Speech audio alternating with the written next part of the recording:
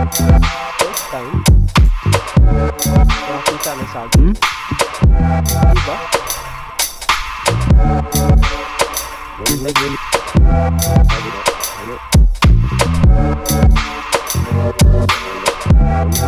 Alright. Magandang hapon mga katawan. So ngayon, nandito tayo sa kahabaan ng EDSA dahil tayo ay papunta na sa trabaho namin. First day of sa ating trabaho. First day shooting natin sa isang movie na nakuha naman tayo sa isang movie na hindi natin inasahan. Alright. So bago natin ipagpatuloy ito mga katawan, intro muna tayo. Let's go! So ayun mga katawan, dito tayo dumaan sa EDSA dahil nakikitaan natin pagdating sa Google Map walang traffic, no? Tapos dito din tayo tinuro ng Google Map.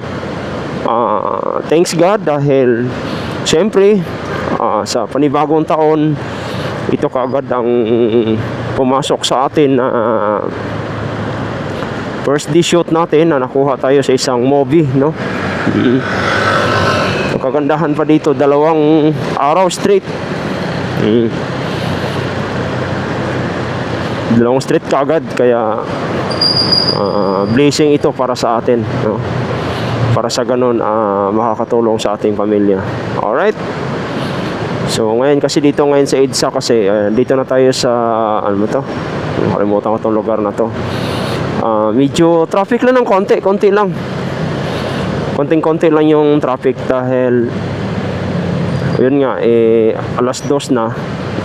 Ito kasi pag dito alas 2 na, kasi pag dito sa EDSA ganitong oras talagang magagalaiti ka rito sa sobrang traffic. Pero as of now, aray ko na pa English na. Sa ngayon, dumadaloy naman yung mga sakyan kahit pa paano, no? Kaya talagang hindi siya heavy traffic talaga. Sakto lang. So ayan, konting ingat lang pag dito tayo sa EDSA. Bagkus mga masasakyan naman, mga kotse lang na may mga kalaban mo rito, huwag ka lang dumaan dyan sa mga daanan ng mga bus dahil delikado. Talagang sasagasaan ka talaga dyan. Kasi nakadalawang gulong ka lang dito sa kabila 4 na gulong yung mga kalaban natin, mga kotse naman. Alright. So now na naman, na English na naman tayo. So ang dala nating motor is FC150 naked bike, no? Ito yung laging dala natin dahil ito yung pang 6 na motor natin, no? Kaya dito din ako komportable. Sa tagal ko na sa kanya, talagang kapit na kapit talaga yung gulong pagdating sa kalsada, no? Dahil mabigat din kasi, kaya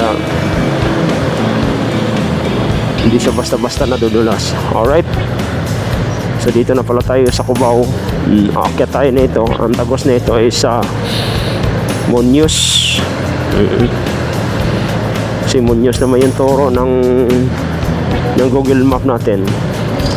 Alam naman natin yung alam naman natin yung location dahil dati doon naman tayo nagsushoot sa Malabon na yan. Kaya lang ginogi lang natin dahil tinitingnan natin mga katawan yung yung traffic kung saan banda para maiwasan natin. Katulad nito, kung nakikita nyo naman sa camera, kulay blue, so ibig sabihin wala siyang traffic, no? Pag nagkulay dilaw naman siya, ibig sabihin medyo traffic talaga siya, dumadaloy pero mabagal. Ito pagka ganito kasi talagang maluwag, no? So yun lang naman mga katawan, update dun sa mga trabaho natin dahil first day trabaho natin itong taon na to, pagpasok ng unang taon ng 2026, no? Bumungat agad sa atin yung 2 project agad. Alright. Buti na lang yung hindi nag-resume yung sangre natin. Kasi kung nag-resume yung sangre natin, sagasa talaga to. Ito 2 araw sunod to movie na to. Hindi ko alam kung sino yung bida rito.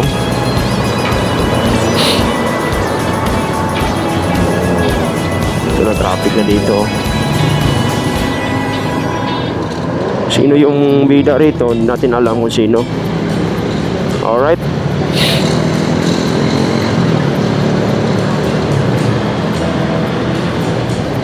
So, ang dulo nito is I think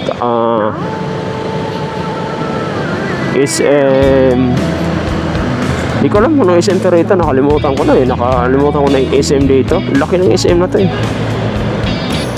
dito sa north.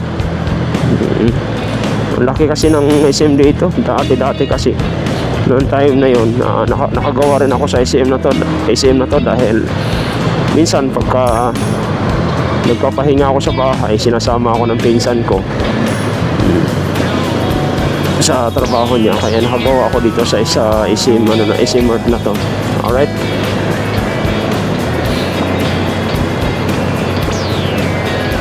Yun no. So ngayong katawan, pagdating doon mga katawan, update ko na lang kayo kung ano yung mga nangyari.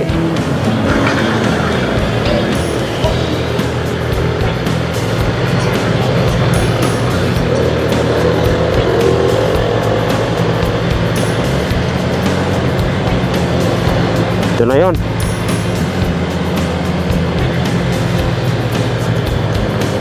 So yun mga katawan, dito na tayo. Yan. Yan. Alam ko dito yan.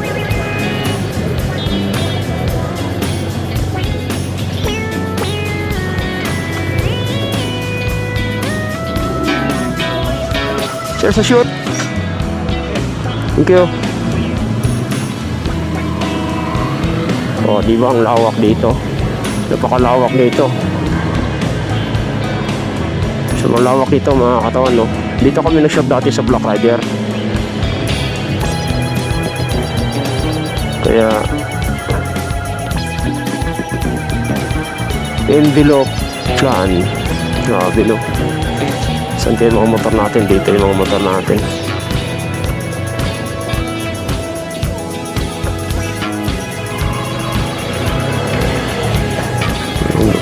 Alright.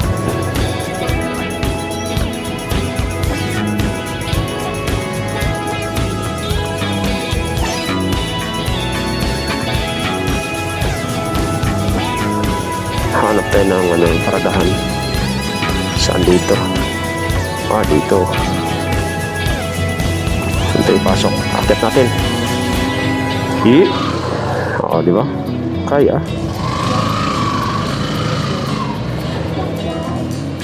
Kaya mukat. Ito talaga.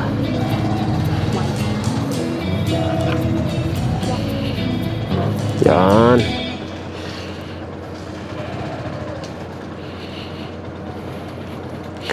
Alright, so dito na tayo mga katawan. Ay nako. Bye. So yung mga katawan, nandito na kami sa location dito sa Malabon. So ang laki pala talaga nitong compound na to. Yan. Lawak pala nito.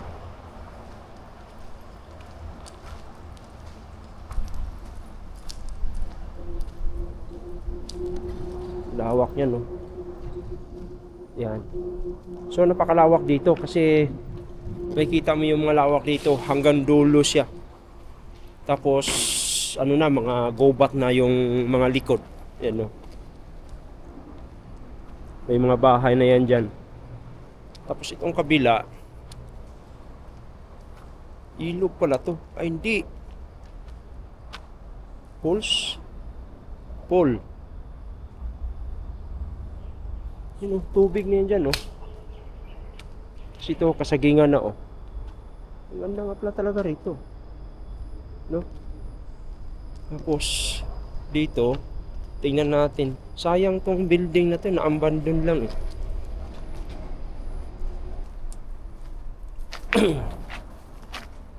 Ano kaya to? Ah, tubig. Ay, may mga isda. May mga isda. May mga isda dito. Bira. So first time ko dito, parang second time ko dito nag-tawag nito. Second time ako nag-shoot dito mga katawan. Kaya lang, hindi ko alam pala na ganun kalaki dito. Ang lawak pala talaga rito ng compound na to. Kaso lang, ang problema lang kasi dito, kaya siguro iniwan dahil yung baha. Parang abot yata hanggang liig. Yun yung nagiging problema dito, yung baha. Abot hanggang liig. Grabe, no? Sayang tong building na to. Siguro ilang taon naman din siguro to na tawag nito.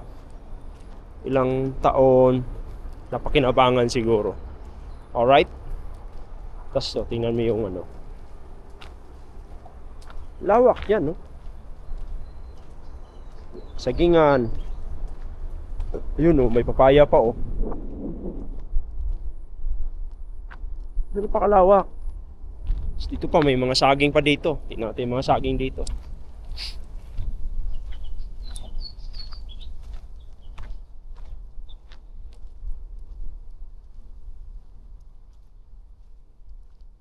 Oh, saging, oh.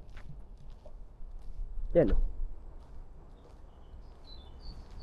First time makakita ng saging, oh. Diba?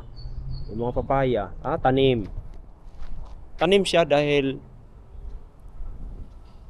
1, 2, 3 yung sunod-sunod yung rito, sunod-sunod yung mga tanim. Tingnan natin. So basa kasi. So kung umakyat kaso basa. Mga saging po. Di ba? So ganun siya kaganda pala rito. Abandoned building siya pero napakinabangan gawa ng dito, madulas tayo. Gawa ng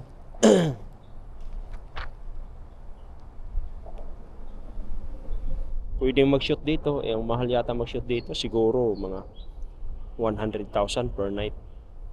Kaya kumikita pa rin sila dito yung may-ari dito. Uy, may hinog na papaya, yari sa akin to. So hindi atin.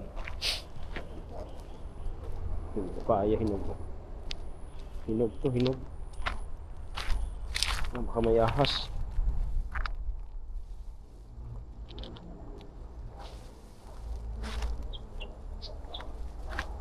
Yun, oh. Hinog, oh. Kita yung katawan. Hinog yan, hinog. Zoom natin. Yun, oh. O, diba? Hinog yan, hinog.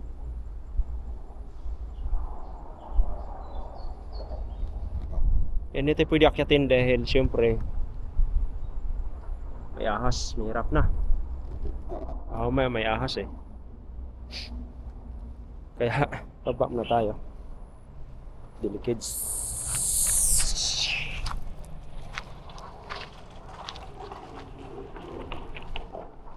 So yun naman. So yun, dito naman tayo sa kabila. May mga barracks. May nakatira dito. May mga bahay. Yan. Yan, may bahay dito. May bahay nga. May nakatira nga dyan. Yun, oh. May duyan.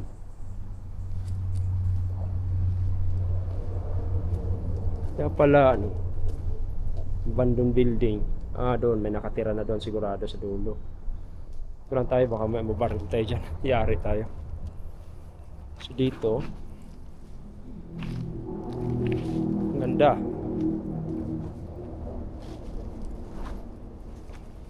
Ayun. May mga bahay nga sa loob. May mga bahay doon kasi may mga manok eh. Pero hindi lang tayo pwede lumampas doon gawa ng baka mayari tayo. Trespassing tayo, baka mabaril tayo dyan, wala sa oras, di patay tayo, di ba? Wala na si katawan. Yari si katawan. Kaya mga katawan, hanggang doon lang muna tayo. Alright.